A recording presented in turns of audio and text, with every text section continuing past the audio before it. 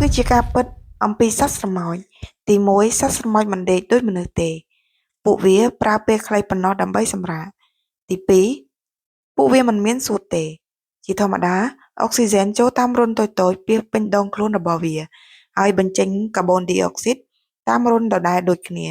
ទី3ទោះបីជាពួកវាមានទំហំតូចៗក៏ដោយតែពួកវាអាចលើកវត្ថុដែលមានទម្ងន់ធ្ងន់ជាងខ្លួនរហូតដល់ទៅ50ដងនៃទម្ងន់របស់វាទី4ស្រមោចប្រើសារធាតុគីមីហៅថា Pheromone ដើម្បីទំនាក់ទំនងគ្នា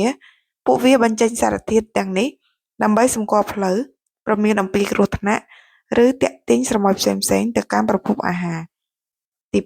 5ស្រមោចចំណាយពេលច្រើនក្នុងការសម្អាតខ្លួនឬសមាជិកផ្សេងទៀតដែលឥតឈប់ឈរអនាម័យនេះជួយការពារពីការរីករាលដាលនៃជំងឺនៅក្នុងសម្បុករបស់វា